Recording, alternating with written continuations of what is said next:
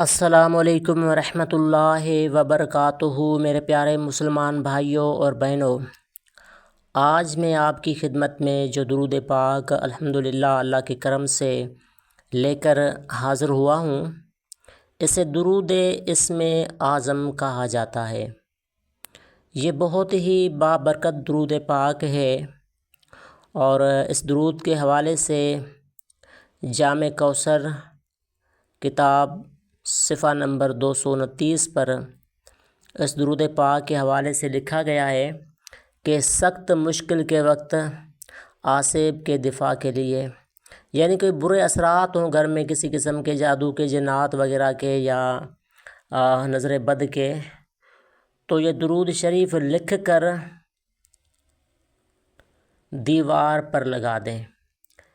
یعنی کہ یہ درود پاک لکھ کر یا اس کا پرنٹ نکلوا کے گھر کی دیوار پہ لگانے سے برے اثرات جو ہیں وہ ختم ہو جاتے ہیں، اور مشکل وقت جو ہے وہ گزر جاتا ہے آسانی کے ساتھ، یا پھر وہ مشکل ٹل جاتی ہے۔ تو یہاں پر یہ بات میں اس کی وضاحت کرتا چلوں کہ آپ نے درود پاک اگر لگانا ہے دیوار پر لکھ کر یا پرنٹ نکلوا کے، تو اونچی جگہ پہ لگانا ہے۔ سب سے پہلے تو یہ کوشش کرنی ہے کہ آپ نے اسے بیڈ روم میں نہیں لگانا، پہلی کوشش یہ کرنی ہے۔ لیکن پھر بہت سے لوگ ہوتے ہیں جن کی مجبوریاں ہوتی ہیں، ایک ہی روم ہوتا ہے، تو پھر آپ اگر بیڈ روم میں ہی لگاتے ہیں تو پھر اونچی جگہ پر لگائیں، اور ایسی جگہ پر لگائیں جس طرف پاؤں کر کے کوئی سوتا نہ ہو۔ یعنی کہ قبلہ رخ والی جو دیوار آپ کی ہے، ظاہر بات ہے قبلہ کی طرف کوئی بھی پاؤں کر کے نہیں سوتا، تو اس دیوار پر آپ نے اس درود شریف کو لگا دینا ہے، اور اونچی جگہ پر لگا دینا ہے، کیونکہ ادب ضروری ہے۔ ادب کے بنا کچھ بھی نہیں ملتا، جو کچھ بھی ملتا ہے وہ ادب سے ہی ملتا ہے۔ تو یہ تو ہوئی لکھ کر لگانے کی بات، لیکن اس درود میں ہر مشکل کا توڑ ہے۔ اس درود میں ہر مشکل کا توڑ ہے۔ روزانہ کم از کم 100 مرتبہ پڑھنا چاہیے، اور یہ 100 مرتبہ جو پڑھنا چاہیے یہ فجر نماز کے بعد پڑھنا چاہیے۔ بہتر وقت یہ ہے کہ فجر نماز کے بعد پڑھنا چاہیے۔ کسی بھی حاجت کے لیے فجر نماز کے بعد 40 روز تک 100 مرتبہ یہ درود پاک پڑھنے سے انشاءاللہ تعالی وہ حاجت پوری ہو جائے گی۔ اگر یہ درود شریف روزانہ 1100 مرتبہ پڑھا جائے تو چند ہی دنوں میں مشکل راحت میں بدل جاتی ہے۔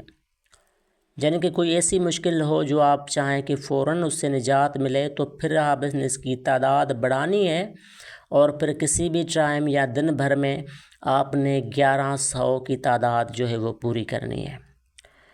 بہت سے لوگوں کا یہ سوال پوچھتے ہیں مجھ سے کہ درود شریف باوضو پڑھے یا بغیر وضو کبھی پڑھ سکتے ہیں؟ تو دیکھیں کہ ایک ہے شریعت کا مسئلہ، تو وہ یہ ہے کہ بہت سے علماء کرام کہتے ہیں کہ بنا وضو درود پڑھنا جائز ہے، لیکن دوسرا ہے ادب کا تقاضا۔ تو ادب کا تقاضا یہی ہے کہ درود پاک کو باوضو ہو کر پڑھنا چاہیے، بلکہ درود کے ادب میں تو بہت سی چیزیں شامل ہیں۔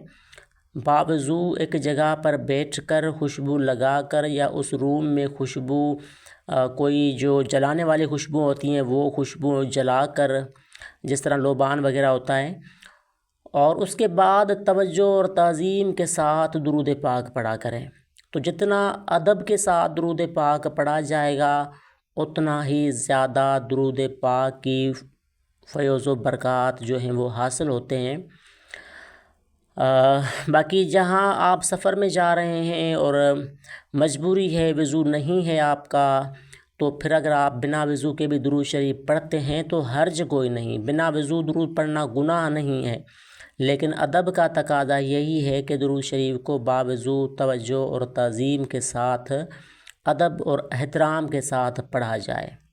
اللہ تعالی ہم سب کو محبت کے ساتھ، ادب کے ساتھ، توجہ اور تعظیم کے ساتھ امام الانبیاء خاتم النبیین حضرت محمد پاک رسول صلی اللہ علیہ وآلہ وسلم پر درود و سلام پڑھنے کی توفیق عطا فرمائے، اور رب کائنات ہمیں درود پاک کی رحمتیں اور برکتیں سارے جہانوں میں نصیب فرمائے۔ تو یہاں پر درود پاک آپ کو لکھا ہوا بھی نظر آ رہا ہوگا، جسے درود اسم اعظم کہتے ہیں، لیکن میں آپ کو یہاں ایک مرتبہ پڑھ کر بھی سنا دیتا ہوں۔ اللہ رب محمد صلی علیہ وسلم، نحن عباد محمد صلی علیہ وسلم۔ تو یہ بہت ہی آسان اور پیارا درود پاک ہے، جو یاد کرنا بھی کوئی مشکل نہیں ہے۔ تو اس درود شریف کو یاد کر لیجئے۔ اللہ پاک آپ کو شاد اور آباد رکھے، آمین۔ وما علینا الا البلاغ المبین۔